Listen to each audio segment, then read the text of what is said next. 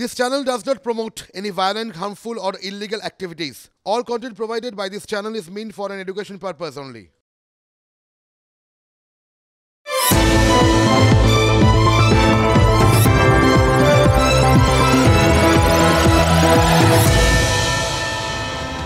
শাসকের সভার নাম জনগর্জন।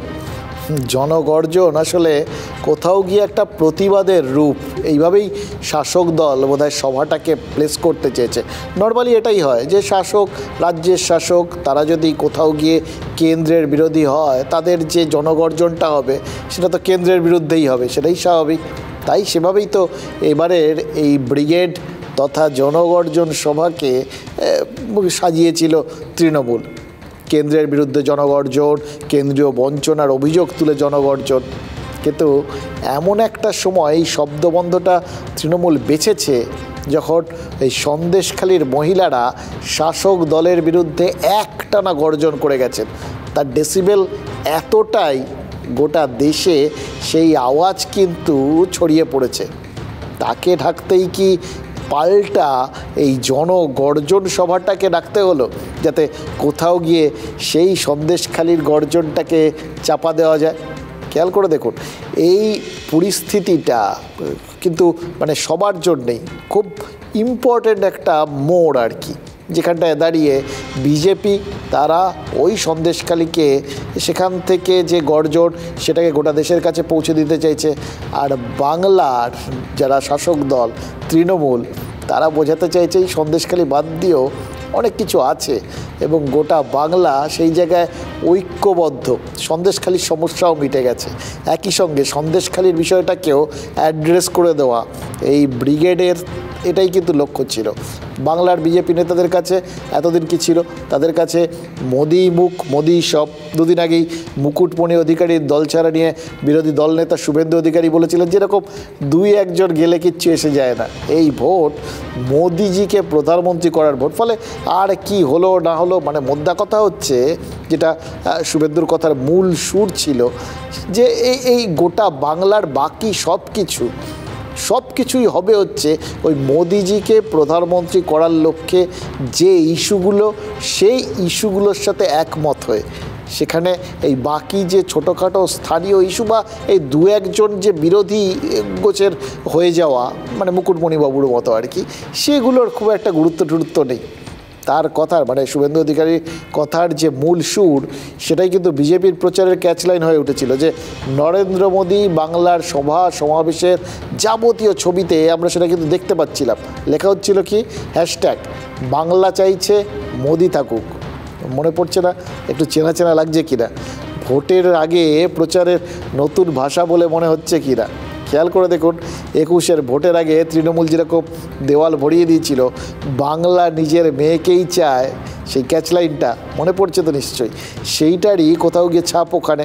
তারও আগে বাংলার গর্ব মমতা নামেও কিন্তু প্রচার করেছিল তৃণমূল। আসলে প্রোডাক্ট তো এখন এই রাজনৈতিক দলগুলো, তার প্রোডাক্ট নর্মালি যেরকম কাস্টমার ধরার চেষ্টা করে কোম্পানিগুলো, সেরকমই পার্টিগুলো ভোটার ধরার চেষ্টা করে। তাই নতুন নতুন বিজ্ঞাপন, নতুন নতুন নামকরণ, এই এরকম তৃণমূলের জনগর্জন সভা, আর তার সাথে একটা নতুন কনসেপ্ট, সব কিছুর একটা ইউএসপি লাগে, একটা অন্যরকম একটু out of the box idea দরকার হয়, নইলে লোকের নজর কাটা যায় না আর কি। তৃণমূলও তাই করেছে। র্যাম্প, সেই র্যাম্পের কি মহিমা আজ সেটা চাক্ষুষ করলো বাংলা। রাজনীতির খাতায় কতটা দাগ কাটতে পারলো এবারের ব্রিগেড, সেটা সময় বলবে। তবে ইতিহাসের পাতায় নাম তুলে নিল তৃণমূলের জনগর্জন সভা। তার কারণ এই চমক, এই র্যাম্প। 25শে জানুয়ারি ঘোষণার 15 দিনের মধ্যে সফল সভার আয়োজন করে ফেলল তৃণমূল। সেটা সাংগঠনিক ক্ষমতা প্রদর্শনের একটা বার্তা হতেই পারে, কিন্তু রাজ্যবাসীর চোখ টানছে চোখ চিহ্নের মতো 330 ফুটের এই র্যাম্প। রক কনসার্টে যা দেখা যায়, ভারতের রাজনীতিতে এই র্যাম্প অভিনব। মূল মঞ্চ থেকে একটা সরণি সরাসরি এগিয়ে গেছে সামনের দিকে। যোগ চিহ্নের মতো একটি সরণি মাঝামাঝি এসে আড়াআড়ি কেটেছে। দর্শক আসনের একেবারে শেষ প্রান্ত পর্যন্ত পৌঁছে যেতেই এই বন্দোবস্ত। নেত্রীর ভাষণ কোনায় কোনায় পৌঁছে দেওয়ার বন্দোবস্তও করা হয়েছিল। ইভেন্ট ম্যানেজমেন্টের চমক আরও রয়েছে। তৃণমূল নেত্রীর র্যাম্পে নামতেই ডিজে বাজিয়ে উঠল নেপথ্য সঙ্গীত, একটা আবহ তৈরি করা হয়ে গেল।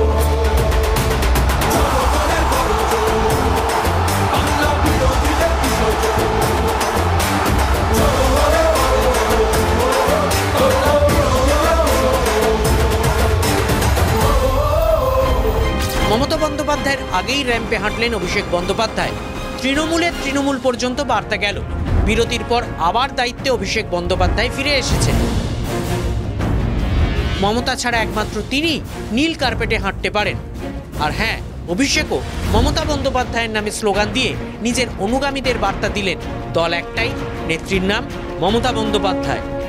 কার গ্যারান্টি বাংলা চায়? মোদি না দিদি? আমি শুনতে পাচ্ছি না, আরো জোরে বলতে হবে। মোদি না দিদি? মোদি না দিদি? মোদি না দিদি? মোদি না দিদি? মোদি না দিদি? মোদি না দিদি? চোর গলায় মোদি না দিদি? আমার কথা বলা হয়ে গেলে একটা নতুন জিনিস দেখতে পাবেন। 42টা কনস্টিটিউয়েন্সিতে 42টা ক্যান্ডিডেট নিয়ে আমি এই র্যাম্পে হাঁটব। অর্থাৎ এই জিনিস আগে আপনারা কখনো দেখেননি। অপেক্ষা করুন তার জন্য। প্রার্থী তালিকা ঘোষণাতেও তালমিল। অভিষেক বন্দ্যোপাধ্যায় 42 জনের নাম ঘোষণা করলেন। তৃণমূল প্রার্থীদের নিয়ে র্যাম্পে হাঁটলেন মমতা বন্দ্যোপাধ্যায়। এই প্রার্থীদের কতজন শেষ পর্যন্ত লোকসভায় পৌঁছবে তা জানা যাবে ফল ঘোষণার দিন।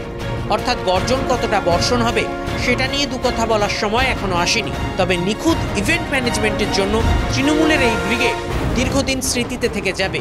ভবিষ্যতে যে দলই ব্রিগেড ভরা এই আয়োজনের সঙ্গে তুলনা হবেই। 5 বছর আগে 2019 সালে শেষবার ব্রিগেডের সমাবেশ করেছিল তৃণমূল। এবার নাম ছিল কি? United India rally. সেবার বিরোধী শিবিরের তারকার হাট বসিয়ে দিয়েছিলেন মমতা বন্দ্যোপাধ্যায়। কেরা ছিলেন? যশবন্ত সিনহা, শারদ যাদব, অরুণ শৌরি, হেমন্ত সোরেন, এইচডি দেবগৌড়া, এইচডি কুমারস্বামী, ফারুক আবদুল্লাহ, অরবিন্দ কেজরিওয়াল, এমকে স্ট্যালিন, চন্দ্রবাবু নাইডু, অখিলেশ যাদব, মল্লিকার্জুন খাড়গে, শরদ পাওয়ার, জয়ন্ত চৌধুরী, শত্রুঘ্ন সিনহা, তেজস্বী যাদব। মানে বিরাট লম্বা। ওই র্যাম্পটা যেটা দেখলেন আজকে তৃণমূলের ব্রিগেডে, ঠিক সেরকম, প্রায় সেরকম লম্বা একটা লিস্ট। এবার সেইবার লিস্ট থেকে চন্দ্রবাবুর মতো কেউ অবশ্য আজ ইন্ডিয়া শিবিরে নাম লিখিয়ে ফেলেছেন বা ফেলবো করছেন, এরকম তো বেশ কয়েকজন আছেন। বেশ কয়েক মাস হয়ে গেল হেমন্ত সোরেন জেলে, অরবিন্দ কেজরিওয়ালের ডেপুটিও জেলে। এই অবস্থায় বিরোধী শিবির আরও শক্তিশালী হওয়ার কথা ছিল। ইন্ডিয়া জোট, ইন্ডিয়া ঐক্য এই নামের মঞ্চটা আরও মজবুত হওয়ার কথা ছিল, কিন্তু হয়নি। ফলে আজকের ব্রিগেডটা কোথাও গিয়ে ওই 19-এর ব্রিগেডের মতো হতে পারতো, কিন্তু হয়নি। ফলে গোটাটাই তৃণমূলের ওয়ান ম্যান বা ওয়ান ওম্যান শো। এই র্যাম্পটা কি দিল্লি পর্যন্ত নিয়ে যেতে চাইছে তৃণমূল? বিরোধী শিবির একজোট না হলে সেটা সম্ভব? এই উত্তরগুলো খুঁজতে হলে কিছু কথা তো আজ বলতেই হবে, যে কথাগুলো না বললেই নয়।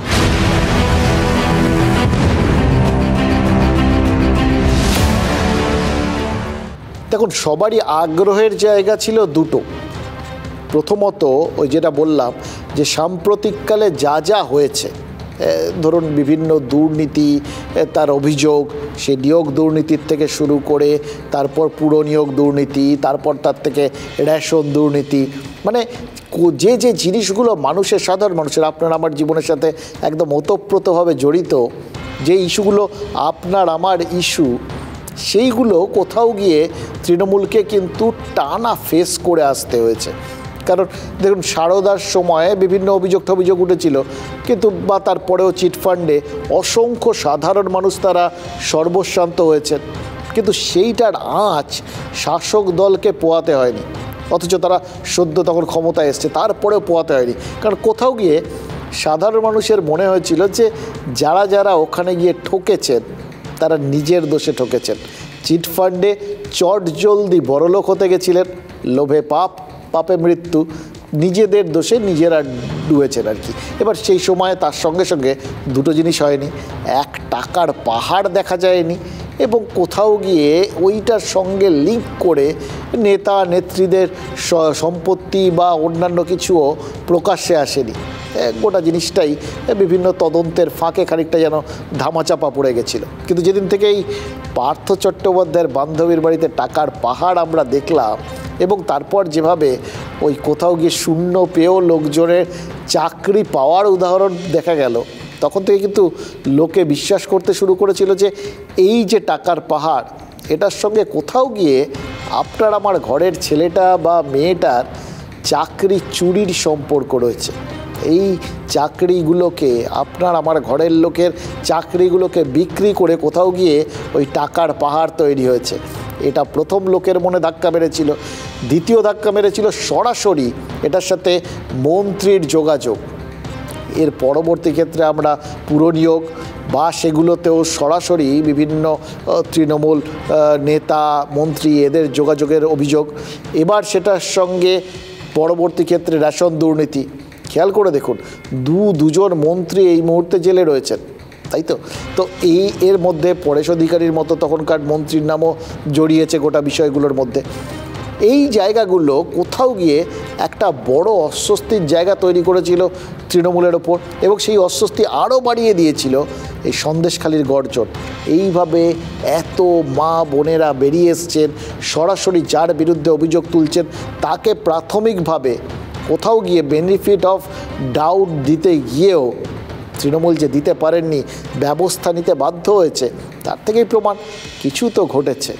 এবার সেই সমস্ত এত নেগেটিভ প্রচারকে উড়িয়ে দিয়ে একটা নতুন জায়গায় যাবতীয় কিছুকে অ্যাড্রেস করে যাবতীয় ভুল ভ্রান্তি শুধরে, এই যেরকম সন্দেশখালিতে জমি ফেরত দেওয়ার ব্যবস্থা করে বা কারোর যদি টাকা থেকে থাকে সেগুলো ফিরিয়ে দেওয়ার ব্যবস্থা করে, মানে এইভাবে যেখানে যেখানে ভুল ভ্রান্তি হয়েছে সেই ভুল ভ্রান্তিগুলো একদিকে শোধরানো হয়েছে সরকারি স্তরে বা দলীয় স্তরে, এবং বেনজল বা যারা কিছু খারাপ লোক ঢুকে পড়েছিল তাদের সরিয়ে দেওয়া হয়েছে।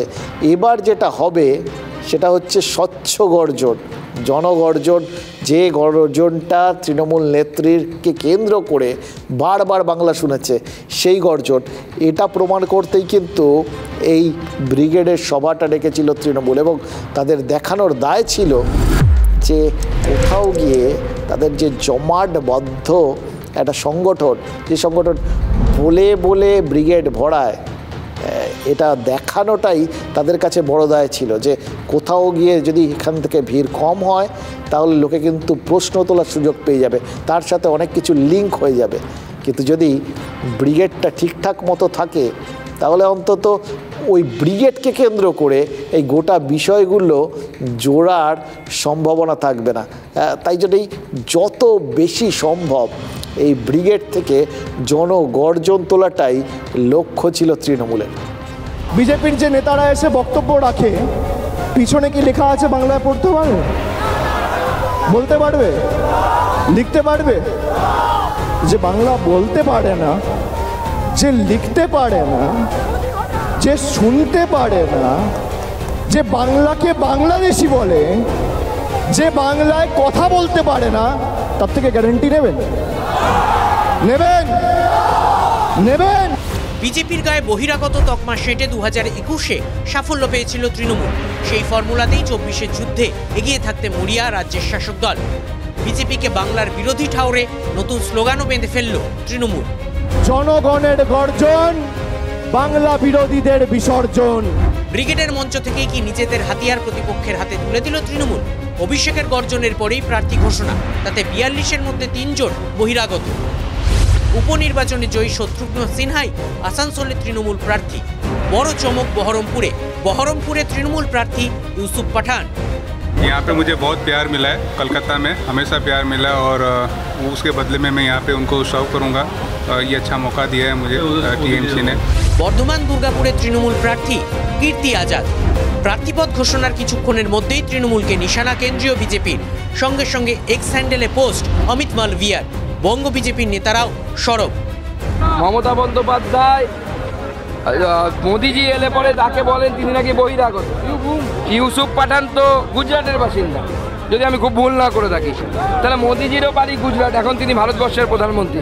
তো মোদি ভাইপো বলছে, পিসি বলছে মোদি বহিরাগত, তাহলে ইউসুফ পাঠান বহিরাগত নয় কারো কোন প্রার্থী তৃণমূলে? কীর্তি আজাদ তো বিহার দিল্লির লোক, দিল্লি বিহারের লোক, বাঙালি পেল না নাকি? বাঙালিদের এত দুরবস্থা, তৃণমূল কংগ্রেস বাঙালি ক্যান্ডিডেট পাচ্ছে না, আর মুখে বাংলা কথা বলছে। তৃণমূলকে খোঁচা সিপিএমেরও। তৃণমূল কংগ্রেস যখন তৈরি হয়েছিল বলেছিল নিচুতলা থেকে কর্মীদেরকে নেতা বানাবে। তারপর এখানকার IAS IPS নায়ক নায়িকা গায়ক গায়িকা সব কোটা পূরণ হয়ে গেছে। এবার তখন পাড়ি দিয়েছেন তিনি অন্য জায়গা থেকে, ভবিষ্যতে হলিউড থেকে নিয়ে আসবেন, আপাতত ধারের কাছ থেকে নিয়ে আসছেন। কিন্তু এটুকু বলতে পারি, সে এখানকার মানুষকে বলেছিলেন বিধানসভা নির্বাচনে বাংলার মেয়েকে চায়, আর তৃণমূল বাংলার ছেলেকে চায় না, এটা বোঝা গেল। শত্রুঘ্ন কীর্তি তাও আগে থেকেই রাজনীতির ময়দানে রয়েছেন। ইউসুফ রাজনৈতিকভাবেও বহিরাগত। এই প্রথম রাজনীতির ময়দানে, ভোটের ময়দানে শত্রুঘ্ন কীর্তি পাঠানের হয়ে ব্যাটিং করতে নেমে যুক্তি জাল তৃণমূলের। আপনারা বলতেন বিজেপির উদ্দেশ্যে বহিরাগত, তারা বলছেন শত্রুঘ্ন সিনহা, কীর্তি আজাদ, ইউসুফ পাঠান, এরা কি বহিরাগত নয়? দেখুন, আমি একটা কথা বলতে পারি, বহিরাগত কথার অর্থ হচ্ছে বাইরে থেকে এলেই সেটা বহিরাগত নয়। বহিরাগত কথার অর্থ হচ্ছে যারা বাইরে থেকে এসে বাংলার পেট, বাংলার ভাগ্য নিয়ন্ত্রণ করতে চাইছেন। আজকে নরেন্দ্র মোদী থেকে শুরু করে যারা বাইরে থেকে আসছেন, যারা বিপদ আপদের সময় আসেন না, তারা এসে কিন্তু বাংলার ভাগ্য নিয়ন্ত্রণ করবেন। তারা এসে ডিকটেট করে দেবেন বাংলার দিলীপ ঘোষ, শুভেন্দু অধিকারীদের জন্য, সুকান্ত মজুমদারদের জন্য বাংলার জন্য কি করতে হবে। তাদের কোনো ইন্ডিপেন্ডেন্ট চয়েস থাকবে না। যুক্তি যাই হোক, ভিন রাজ্যে 3 জনকে প্রার্থী করে নিজেদের হাতিয়ারি গেরুয়া শিবিরকে গিফট করে ফেলল তৃণমূল। এই কাঁটা ভোট পর্যন্ত খুঁচিয়ে যাওয়ার সম্ভাবনাই বেশি। একটা সময় ছিল জানেন তো, যখন উচ্চ মাধ্যমিকে দিনে 2টো করে পরীক্ষা দিতে হতো। আমরা দিয়েছি, সকালে ফার্স্ট পেপার, তারপর সেকেন্ড পেপার। এখন উচ্চ মাধ্যমিকে একটাই পরীক্ষা, আর আগামী শিক্ষাবর্ষ থেকে এই প্যাটার্নটাও বদলে যাচ্ছে। এবার থেকে সেমেস্টারের ভিত্তিতে পরীক্ষা হবে। যারা পুরনো দিনের, মানে আমাদের সময়ের আর কি, যারা দিনে 2টো করে পরীক্ষা দিয়েছেন, তারা বলবেন এখন তো উচ্চ মাধ্যমিক অনেক সহজ। এমনিতেই বলা হয় আমাদের সময় কজন ফার্স্ট ডিভিশন পেয়েছে সেটা নিয়েই তো হই হই রই রই পড়ে যেত। এখন 90%-এর নিচে কেউ পেলে তাকে কীরকম যেন নম্বরই দেওয়া হয় না, এরকম একটা ব্যাপার হয়ে যায় আর কি। কিন্তু যারা পরীক্ষা দেবে তারা জানে নম্বর তোলাটা কতটা কঠিন।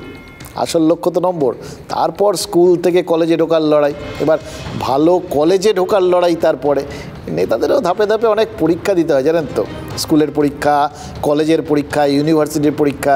এই যেরকম 2014 সালে মুখ্যমন্ত্রী নরেন্দ্র মোদী তিনি পরীক্ষায় বসেছিলেন। কি পরীক্ষা? প্রধানমন্ত্রী হওয়ার পরীক্ষা। তার দল একক সংখ্যাগরিষ্ঠ হয়, বলতেই হবে লেটার মার্কস, কারণ তার আগে পর্যন্ত বেশ কয়েকটা দশক জোট সরকারই আমাদের নিয়তি হয়ে দাঁড়িয়েছিল। 2019 সালে এবার তো A+ মার্কস, 300 পার করে যায় এনডিএ। 5 বছর পর এবার কিন্তু টার্গেট আরও বাড়িয়ে দিয়েছেন প্রধানমন্ত্রী। বিজেপির লক্ষ্য এককভাবে 370, দলগত মানে জোটগত এনডিএর লক্ষ্য 400 পার। আব কি বার 400 পার, এই স্লোগান পর্যন্ত দিয়ে ফেলেছেন। এটা একটা মনস্তাত্ত্বিক স্লোগান আর কি, যেটা তার নিজের কর্মী সমর্থকদের কোথাও গিয়ে উদ্বুদ্ধ করবে আর বিপক্ষ দলকে কোথাও গিয়ে একটু মানসিক চাপে ফেলে দেবে। এটা মোদি জানেন। কিন্তু রাজনৈতিক বিশেষজ্ঞরা কী বলছেন? তারা বলছেন ধারে ভাড়ে এই মুহূর্তে অন্তত নরেন্দ্র মোদীকে টক্কর দেওয়ার মতো জায়গায় বিরোধীরা পৌঁছতে পারছে না। দেখাই যাচ্ছে এই ইন্ডিয়া জোট গড়ব করেও মানে একবার করে মনে হচ্ছে জমাট বাঁধতে পারে, তারপরেই দেখা যাচ্ছে যথারীতি ছিন্ন ভিন্ন হয়ে যাচ্ছে। এবার সেই জোটের এক্স্যাক্ট চেহারা কি, এই ভোট ঘোষণা প্রায় আর কয়েকদিনের মধ্যেই হয়ে যাবে, তার আগে পর্যন্ত কেউ জানে না। কয়েক মাস আগের বিধানসভা ভোটে উল্টো দিকে খেয়াল করে দেখুন, কয়েক মাস আগে বিধানসভা ভোটে রাজস্থান, ছত্তিশগড় পুনরুদ্ধার করে নিচ্ছে বিজেপি। তা বলে কি কেউ ভাবতেই পারেন যে নরেন্দ্র মোদী, অমিত শাহ, জেপি নাড্ডা এরা অতিরিক্ত আত্মবিশ্বাসী হয়ে গেছেন? এই যেভাবে প্রধানমন্ত্রী পর টার্গেটগুলো সেট করে দিচ্ছেন, ওই বললাম আব কি বার 400 পার, এসব তো বলেই দিয়েছেন। পরের অনুষ্ঠানগুলোতে কবে কোথায় থাকবেন বলে দিচ্ছেন, বা কোথাও গিয়ে মন্ত্রীদের বলছেন যে এই পরের সরকারে তারা যোগ দেওয়ার পরই প্রথম 100 দিনের কাজ কী হবে এখন থেকে রেডি করে নিন। মানে কোনো রকম অন্য কিছু হওয়ার কোনো অপশানই রাখছেন না। এটা দেখে কেউ ভাবতে পারে এটা কি ওভার কনফিডেন্স, বাড়তি আত্মবিশ্বাস, অতি আত্মবিশ্বাস। পরের স্টেপগুলো দেখলে বুঝতে পারবেন আত্মতুষ্টিতে ভোগার কোনো লক্ষণই নেই নরেন্দ্র মোদীর, বরঞ্চ বাস্তবের মাটিতে তিনি পা রাখছেন। ওই সামনে যেগুলো দেখাচ্ছেন সেগুলো মনস্তাত্ত্বিক চাপ, মনস্তাত্ত্বিক স্ট্র্যাটেজি। হয়তো বিশ্বাস করেন, কিন্তু সেই বিশ্বাসটা নিজেরা যতটা করেন বিপক্ষের ওপর সেটাকে বিশ্বাসটাকে চাপ হয়ে বসিয়ে দেওয়াটা তার বেশি। কিন্তু পেছনে সেই বিশ্বাসটার পেছনে যাতে যাবতীয় কাজকর্মগুলো ঠিকঠাক থাকে তার পেছনে ঠেকনা লাগে, তো সেইগুলো যাতে ঠিকঠাক থাকে তার যাবতীয় বন্দোবস্ত করছেন। সেখানে কোনো রাস্তা ছাড়ছেন না, সামান্যতম সুযোগও নিতে রাজি নন। বলে না কোথাও গিয়ে ওই বিভিন্ন সময় ভিলেনরা বলে আমরা দেখেছিলাম যে কাউকে একটা মারার পর বলে আরও কতগুলো গুলি মেরে দেয় যাতে কোনো রকম চান্স না নেওয়া হয়। হ্যাঁ, একটা উদাহরণ দিই। শুক্রবার নারী দিবসের দিন গ্যাস সিলিন্ডারের দাম 100 টাকা কমানোর কথা ঘোষণা করেছেন প্রধানমন্ত্রী। 8 মাসের মধ্যে 300 টাকা কমে গেল গ্যাস সিলিন্ডারের দাম। খেয়াল করে দেখুন, মধ্যবিত্ত সমাজের কাছে বা ওই বাড়ির হেঁসেল যারা সামলান মহিলা ভোটার, তাদের কাছে এটা একটা বড় বার্তা। প্রধানমন্ত্রী এনডিএর টার্গেট বাড়িয়ে দিয়েছেন, সেটার পেছনে তো আরও বাড়তি কিছু রসদ দিতে হবে। সেই রসদটা দিলেন, ওই বাড়ির রসদটা হালকা করে দিয়ে, ভাতটা হালকা করে দামটা একটু কমলো। এবার এরকম পরপর আরও দিয়ে দিচ্ছেন। এই যে প্রত্যেকটা পদক্ষেপ না, এগুলো কোথাও গিয়ে ভোটের দিকে নজর রেখে বা সে তার মানে যাবতীয় যোগফলে 400 হয়ে যাবে কি না, টার্গেট পূরণ হবে কি না, এটা তো ভোটের ফল বেরোলে জানা যাবে। কিন্তু সেই চান্সটা নিতে রাজি নন। হাতে যা অস্ত্র আছে সব প্রয়োগ করে নাও, একদম প্রতিপক্ষের ওপর এতগুলো বিষয় চাপিয়ে দাও কোনোভাবে যেন তারা উঠে না দাঁড়াতে পারে। ভোট ঘোষণার আগের থেকেই এনডিএ শিবির আরও একটা জিনিস করছে, নিজেদের জায়গাটা আরও শক্তপোক্ত। কারণ এবার এনডিএর একটা টার্গেটও আলাদা করে বেঁধেছেন। নিজেদের 370 সেটাই যথেষ্ট সরকার গড়ার জন্য, একক সংখ্যাগরিষ্ঠ হওয়ার জন্য। কিন্তু এনডিএ শিবিরটাকে বড় করার চেষ্টায় কোনো খামতিই রাখছেন না নাড্ডারা, জেপি নাড্ডারা। গতকালই ঘোষণা হয়েছে যে অন্ধ্রপ্রদেশে বিজেপি আর চন্দ্রবাবু নাইডুর তেলেগু দেশম পার্টি একসঙ্গে লড়বে। মানে অন্ধ্রপ্রদেশে এনডিএর পুরনো সংসার জোড়া লেগে গেল, আরেকটা পুরনো সংসারও মনে হচ্ছে জোড়া লেগে যেতে পারে। যা শোনা যাচ্ছে ওড়িশাতেও নবীন পট্টনায়কের বিজেডির সাথে কথা চলছে। ত্রিপুরায় বিজেপির প্রতিপক্ষ প্রদ্যোৎ দেববর্মার ত্রিপুরা মথাও এনডিএতে যোগ দিয়ে দিয়েছে। আর লড়ে যাচ্ছেন ক্যাপ্টেন। 14 মোদি আর 24 মোদি, এর মধ্যে ফারাক আর কিছু থাকুক না থাকুক, 10টা বছর বয়স তো বেড়েছে, বয়স 63 থেকে 73 হচ্ছে, কিন্তু সেটা এতটুকুনি বুঝতে দিচ্ছেন না। কিন্তু প্রত্যেক দিন যা ট্রাভেল করছেন, চরম বিরোধীও তা নিয়ে আলোচনা করতে বাধ্য। ভোর থাকতে থাকতেই কাজিরাঙ্গায় সাফারিতে বেরিয়েছিলেন, আর তারপর অরুণাচল প্রদেশের ইটানগরে যান, সেখানে প্রশাসনিক সভা, দলীয় সভা। এরপর চলে যান অসমের জোরহাটে, সেখান থেকে শিলিগুড়ি, শেষ রাতে বারাণসী। ভাবতে পারছেন? হ্যাঁ, গিয়ে রেস্ট নিয়েছেন এরকমও নয়, বারাণসীতে নেমেই কাশী বিশ্বনাথ মন্দিরে গেছেন, বসে পড়েছেন পুজোয়। আজ আবার রোড শো করলেন, 1 কিলোমিটার নয়, 35 কিলোমিটার। আসলে বারাণসী তো প্রধানমন্ত্রীর হোম টার্ফ। একজন চাকরিজীবী যেরকম বাড়ি সামলে এসে বাইরে অফিস সামলান, আবার অফিস সামলে এসে ঘর সামলান, নরেন্দ্র মোদীরও এক অবস্থা, ঘরও সামলাচ্ছেন বাইরেও সামলাচ্ছেন।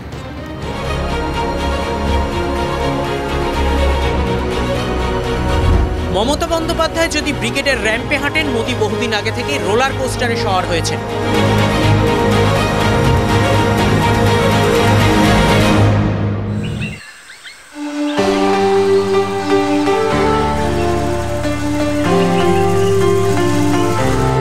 শনিবার কাঁধ ভরে অসমের কাজিরাঙ্গা জাতীয় উদ্যানে পর্যটকের ভূমিকায় হাতির পিঠে সওয়ার।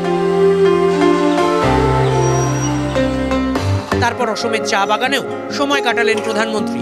পর্যটনের প্রচার বললে পর্যটনের প্রচার, ভোট প্রচার ধরলে ভোট প্রচার।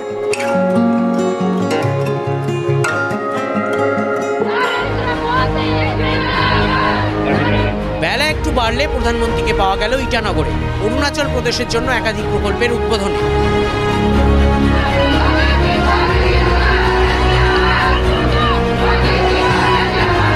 और मैं दिन रात कहता हूं तो मुझसे ज्यादा लोग कहते हैं कि मोदी जी इतना काम मत करो।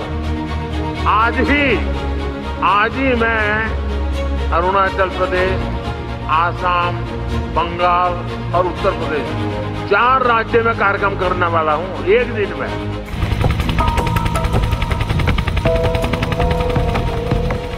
অরুণাচল অরুণাচল প্রদেশ থেকে আবার অসমে জোরহাটে অহমিয়া বীর লচিত বরফুকনের মূর্তি উন্মোচনে মুঘলদের সঙ্গে লড়েছিলেন লচিত।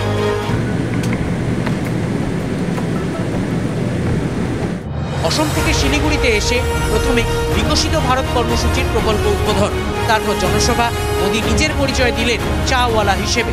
चाय बागान में काम करने वाले सभी परिवारजनों को भी इस चाय वाले का प्रणाम। সকালে অসমের চা বাগানে পদচারণা যেন পূর্ণতা পেল বিকেলে শিলিগুড়ির জনসভায়।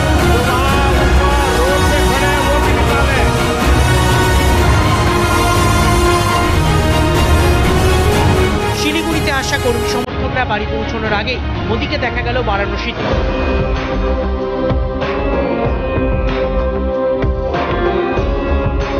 কাশী বিশ্বনাথ মন্দিরে শিবরাত্রির তিথি পেরিয়ে যাওয়ার আগেই বিশ্বনাথের বিশেষ অভিষেকে প্রধানমন্ত্রী। শিবরাত্রির শেষ লগ্নে বার্তা দিলেন ত্রিশূলধারী।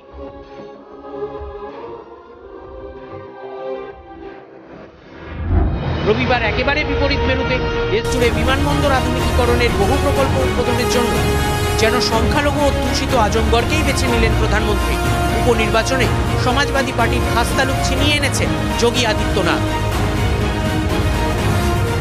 और आजमगढ़ हम सब जानते हैं, आज से 10 साल पहले 7 साल पहले आजमगढ़ की पहचान क्या थी। जिस आजमगढ़ को पिछली सरकारों के कारण अपराध और माफिया गतिविधियों का गढ़ बना दिया गया था, आज आदरणीय प्रधानमंत्री जी उसी आजमगढ़ में आकर के यहां पर मनी की बौछार कर रहे हैं। ये कल का आजमगढ़ अब वो गढ़ है, ये आजन्मगढ़ है। ये आजन्मगढ़ विकास का गढ़ रहेगा, आजन्म रहेगा, अनंत काल तक ये विकास का गढ़ बना रहेगा। ये मोदी की गारंटी है। और मैं 2047 तक देश को विकसित भारत बनाने के संकल्प के लिए तेज गति से दौड़ रहा हूं, तेज गति से देश को दौड़ा रहा हूं। আজমগড়কে উন্নয়নের আজন্মগড় করে দেওয়ার প্রতিশ্রুতি দিলেন প্রধানমন্ত্রী নরেন্দ্র মোদী। বিজেপি কি সমাজবাদী পার্টির খাস তালুকটিকেও মোদীকে দিয়ে পাকা করিয়ে নেওয়ার পরিকল্পনা করছে? ওই আসনে সমাজবাদী পার্টির এবার সম্ভাব্য প্রার্থী অখিলেশ যাদব স্বয়ং। আর উত্তরপ্রদেশে বিজেপির টার্গেট 80-তে 80। Bureau report, TV9 Bangla. এবার যে টার্গেট নরেন্দ্র মোদী বেঁধে দিয়েছেন তার লক্ষ্য পূরণের দায়, সেটা পূরণ করার দায়টা গোটা দলের সমস্ত জায়গার সমস্ত নেতার ওপর চাপিয়ে দিয়েছেন। মানে যদি কেউ দেখেন যে নিজেদের লিডার ক্যাপ্টেন এরকম দৌড়ে বেড়াচ্ছেন, এই বয়সে সকাল সন্ধে পরিশ্রম করছেন, বাকিরা না দৌড়ে পারেন। সন্দেশখালির থেকে গোটা দেশে ওই বিরোধী শিবিরের বিরুদ্ধে প্রচারের হাতিয়ার কিন্তু খুঁজে পেয়েছে বিজেপি। সেই জন্যই গোড়ার থেকেই ওই সন্দেশখালির মহিলাদের পাশে থাকার বার্তা দিয়েছেন শুভেন্দু সুকান্তরা। একদম ওখানে শুভেন্দু তো বাড়ি ভাড়া নিয়ে নিয়েছেন, একদম গিয়ে বসে গেছেন আর কি। কখনো টাকি হয়ে, কখনো বের মজুর হয়ে বিজেপির দুই নেতা সন্দেশখালিতে ঢুকেছেন। প্রথমে পারেননি, পরে পেরেছেন, আদালতের দ্বারস্থ হয়েছেন, তাদের অনুমতি নিয়ে সেখান থেকে তারা সভা করেছেন। একটা বিষয় বিজেপি কিন্তু স্পষ্ট করে দিচ্ছে। আর যাই হোক, সন্দেশখালির ইস্যুটা তারা হাতছাড়া করতে রাজি নয়। গোটা দেশে সে ছড়াবে, গোটা রাজ্যে সেটা ছড়াবে। কারণ 42-42-এর টার্গেট তো এ রাজ্যেও আছে। ওই বিন্দু বিন্দু করে যদি সবই জোড়ক হয়ে যায় তবেই না সিন্ধু হবে। মহিলা ভোটারদের আশীর্বাদ পাওয়ার সুযোগও তো রয়েছে এখানে, তাই না? কারণ ওখানে মহিলারা ফোর ফ্রন্টে ছিলেন, তাদের বিভিন্ন অভিযোগ ছিল, সেই অভিযোগের পাশে দাঁড়িয়ে তারা লড়ছেন। এটা প্রমাণ হলে তো এ রাজ্যের 50% কাছাকাছি যে মহিলা ভোট আছে, যে মহিলা ভোট ব্যাংকটা সংখ্যার দিক থেকে বড়, প্লাস কোথাও গিয়ে মমতা বন্দ্যোপাধ্যায়ের একটা বেশ নিজস্ব একটা ভোট ব্যাংক, একসঙ্গে তাহলে দুটো জিনিস হয়, বড় সংখ্যক ভোট এবং বিপক্ষের ভোট ব্যাংকে ভাঙন ধরানো। এই লক্ষ্যেই তো শুভেন্দু সুকান্ত দুজনেই আজ সন্দেশখালিতে ছিলেন। মানে বঙ্গ বিজেপির ডবল ইঞ্জিন প্রচার কৌশল। দিদি সবার হয়ে অধিকারের লড়াই, জমিদারে ঠাঁই হবে না এই আমাদের বড়াই। তৃণমূল বনাম বিজেপি, রাজনীতির ময়দানে রবিবার আরও এক ডার্বি দেখলেন বাংলার মানুষ। তৃণমূলের ব্রিগেডের পাল্টা নেজাটে সভা করল বিজেপি। কার্যত দুভাগ হলো সন্দেশখালী। একদল বাসে চেপে গেল মমতা অভিষেকের সভায়, আরেক দল রায়মঙ্গল। কালিন্দির বুকে গেরুয়া পতাকা উড়িয়ে হাজির হলেন শুভেন্দু সুকান্তদের সমাবেশে। ধামাখালি থেকে স্থলপথকে বেছে নিয়েছেন ব্রিগেড যাওয়ার জন্য তৃণমূল কর্মী সমর্থকরা। অন্যদিকে ভোলাখালী ঘাট থেকে জলপথে নেজাটের উদ্দেশ্যে রওনা হচ্ছেন বিজেপি কর্মী সমর্থকের। শিওর আজকের এখান থেকে ভোট পাবো সে আশা করে আমরা যত দেরি হোক বসে আছি এবং আমরা আশা ছাড়ছি না, ছাড়বো না। সবে এই মাত্রই ভোটে রওনা হচ্ছি, মিটিংয়ে শুভেন্দু দাস সবাই যাচ্ছে। 2500-3000 চেয়ার দিয়েছে। আমরা যেটা দেখলাম এটা একটা রঙ্গ তামাশা করতে চাইছে। যেহেতু আজকের ব্রিগেড, যার কারণে সন্দেশখালিটা একটা মঞ্চ করে এইটাকে একটা শেয়ার করতে হবে, যার কারণে শুভেন্দু সুকান্তরা হতাশ হয়ে এই ধরনের কর্মকাণ্ড করছে। ব্রিগেডের সভার দিনই সন্দেশখালীকে শক্তি প্রদর্শনের মঞ্চ হিসেবে বেছে নেয় বিজেপি নেতৃত্ব। সন্দেশখালীর মানুষ তাদের খুব একটা হতাশ করেনি। একেবারে মহিলারা সামনের সারিতে বসে রয়েছেন এবং বিপুল পরিমাণে মহিলাদের উপস্থিতি, তার কারণ তাদের ওপরে অত্যাচার হয়েছে এবং সে কারণেই তারা এখানে উপস্থিত হয়েছেন, এমনটাই তারা বলছেন এবং তারা প্রতিবাদের জন্য এখানে এসেছেন। নেজাটের সভায় প্রত্যাশিতভাবে তৃণমূলকে আক্রমণের রাস্তায় বেছে নিলেন শুভেন্দুরা। পশ্চিমবঙ্গের দিকে দিকে সন্দেশখালী রয়েছে বলে গলা চড়ালেন তাঁরা। শাহজাহানের শাগরেদদেরও জেলে ভরার দাবি উঠল। একা শাহজাহানকে পুরলে হবে না, জিয়ারউদ্দিন মোল্লা সহ, আলমগীর সহ, এখানকার শাহানুর সহ সব গুন্ডাকে গর্তে ঢোকাতে হবে। আর একা সন্দেশখালী নয়, পশ্চিম বাংলায় এমন 25 থেকে 30টা সন্দেশখালী আছে। তাই এ লড়াই চলছে, চলবে। ব্রিগেডের জনগর্জনের সভা থেকে বিজেপিকে বাংলা বিরোধী বলে তোপ দেখেছিল তৃণমূল। নেজাটের সভায় তার জবাব দিলেন সুকান্ত। আজকে অভিষেক বন্দ্যোপাধ্যায় ভাষণ দিচ্ছিলেন, বিজেপি নাকি বাংলা বিরোধী। বাংলা বিরোধী, বিজেপি বাংলা বিরোধী। আরে অত বাংলা বাংলা ডায়লগ মেরে লাভ আছে?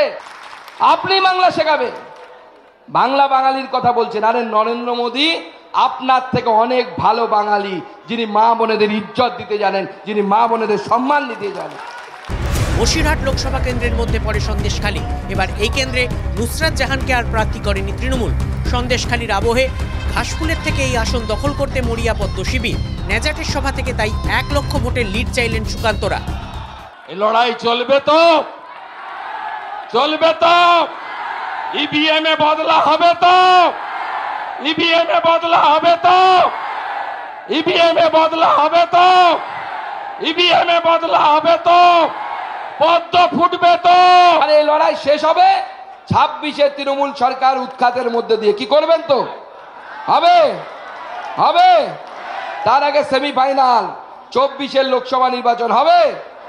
বসিরহাট দেবেন। বসিরহাট জিততে গেলে সন্দেশখালী থেকে 1 লাখ লিড দরকার, 1 লক্ষ লিড দরকার। কি হবে তো? হবে। ব্রিগেডের মেগা র্যালি থেকে বিজেপিকে বিসর্জনের ডাক দিয়েছে তৃণমূল। পাল্টা সন্দেশখালীকে হাতিয়ার করে রাজ্য থেকে তৃণমূলকে উৎখাতের ডাক দিলেন শুভেন্দু সুকান্ত। রবিবারের ডার্বি শেষ পর্যন্ত কে জিতল তার হিসেব মাস 2 পর।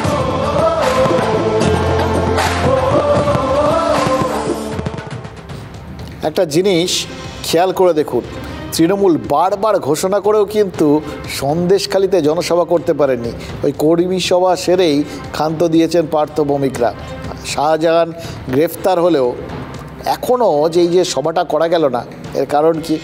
তাহলে কি সন্দেশখালীর মাটিতে আত্মবিশ্বাসটা এখনও পুরোপুরি ফিরে পায়নি তৃণমূল? এই প্রশ্নটা কিন্তু উঠছে। খেয়াল করে দেখুন, ওই তৃণমূলে কিন্তু অস্বীকার করতে পারছে না ওই জায়গাটা সন্দেশখালী কুড়ে কুড়ে যে খাচ্ছে, এবং সেটাকে কোথাও গিয়ে অ্যাড্রেস করা, তার সন্দেশখালীর পাশে দাঁড়ানোর তাগিদ যে আছে সেটা কিন্তু বোঝা যাচ্ছে। এই তৃণমূলের নারী দিবসের মিছিলে সন্দেশখালীর 60 জন মহিলা হাজির ছিলেন। এটা তো ঠিক, তাদের মুখ দিয়েই তাদের সমস্যা সমাধানের কথা তৃণমূল প্রচার করিয়েছে। এটাও ঠিক যে কিছু সমস্যার সমাধান হয়তো হয়েছে, কিন্তু শাসক দল জানে যা ক্ষত হয়েছে তাতে এগুলো ফার্স্ট এডিও নয়, অনেক বেশি বড় ক্ষত, এটা ব্যান্ডেজ করতে অনেক সময় লাগবে। তাই জনসভার পথে এখনই হাঁটছে না তৃণমূল। 10 দিন পরে 20শে মার্চ বসিরহাট লোকসভা কেন্দ্রে জনসভা করবেন অভিষেক বন্দ্যোপাধ্যায়। সেটাও সন্দেশখালী বা তার আশেপাশে হবে না, সভা হবে ওই বসিরহাট শহরে। তৃণমূল যেটা করছে না, বা তারা হয়তো চাইছে যে এই রকম সময়ে যেখানে হয়তো ক্ষোভের আগুনটা পুরোপুরি প্রশমিত নয়, এরকম সময়ে জোর করে ওখানে সভা করতে গেলে হিতে বিপরীত হতে পারে। কোথাও গিয়ে যে ইস্যুটা আস্তে আস্তে, ধরুন শাহজাহান গ্রেফতার হয়ে গেছে, কোথাও গিয়ে ওই উত্তম সর্দার বা শিবু হাজরা তারাও গ্রেফতার এবং তাদের সবাইকেই দল ছেড়ে ফেলার রাস্তায় হেঁটে ফেলেছে। এই অবস্থায় এবং আস্তে আস্তে জমি ফিরিয়ে দেওয়া, টাকা দেওয়া, এর মাধ্যমে ক্ষোভটা আস্তে আস্তে করে প্রশমিত হচ্ছে। এই সময় নতুন করে ওখানে গিয়ে উত্তেজনাটা হঠাৎ করে লোকের সামনে দপ করে জ্বালিয়ে ওঠার একটা সুযোগ করে দেওয়া, এটা তারা দিতে চাইছে না। যেটা আস্তে আস্তে হচ্ছে সেটাই হোক, সময় নিক, time is the best healer, এই স্টাইলেই চলছে তৃণমূল। কিন্তু বাকিরা, তাদের তো আবার তাগিদটা অন্য, কোথাও গিয়ে খুঁচিয়ে ওই আগুনটাকে যত দাউ দাউ করে জ্বালানো যাবে ততই তো বিরোধীদের সুবিধে। সেই জন্যই বিজেপি যাচ্ছে, ঘাঁটি গেড়ে বসছে। সিপিআইএম তারাও সন্দেশখালীতে সভার পরিকল্পনা করে ফেলেছে।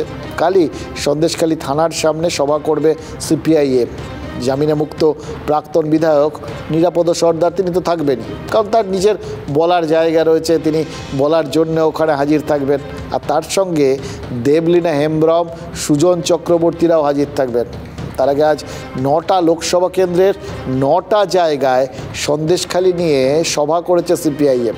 এর থেকে তো স্পষ্ট মূল জায়গায় সভা করার আগের থেকেই এই ইস্যুটাকে যতটা চাগিয়ে দেওয়া যায় সেই চেষ্টাই করছে বামপন্থীরা।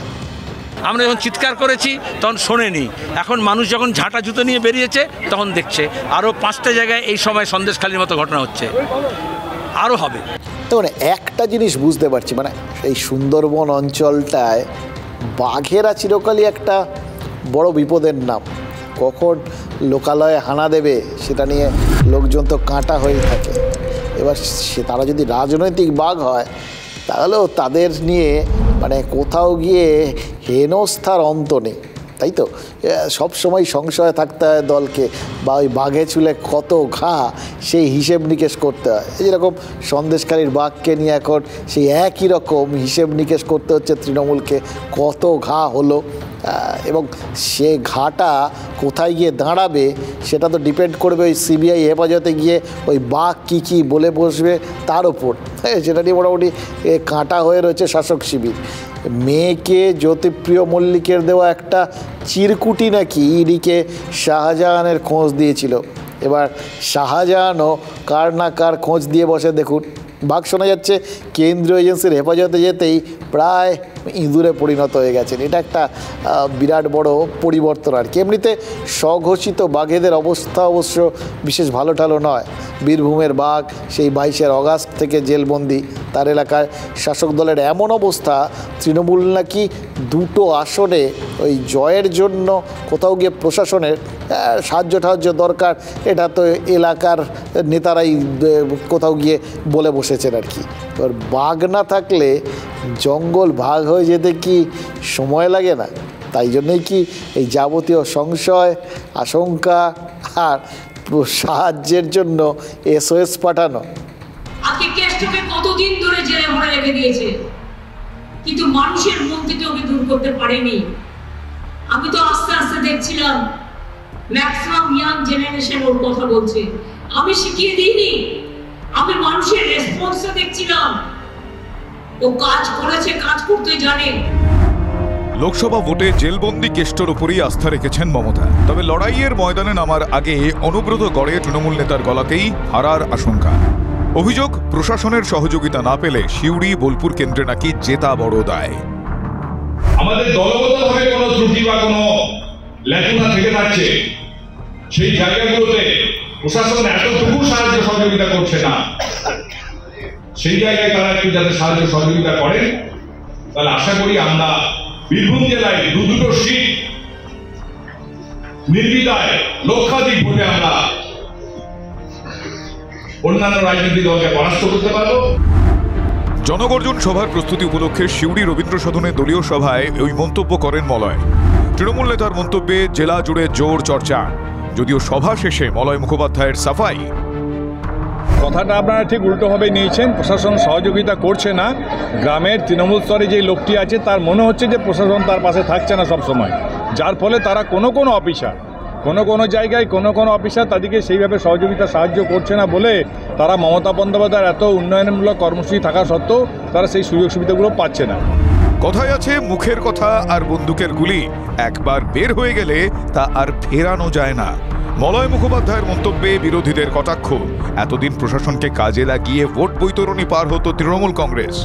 মলয়বাবুর দল বিগত সব নির্বাচনেই প্রশাসন শুনে পুলিশ প্রশাসন এবং ক্রিমিনালদের সাহায্যেই তারা ভোট তো দেয় না, তারা নির্বাচিত হয়। গরু পাচার মামলায় তিহারে বন্দী অনুব্রত। লোকসভা ভোটে কেষ্টগড়ে জেতাটাই তৃণমূলের কাছে প্রেস্টিজ ফাইট, কিন্তু ভোটের আগে বীরভূমে জয় নিয়ে নিশ্চিত হতে পারছে কই শাসক শিবির।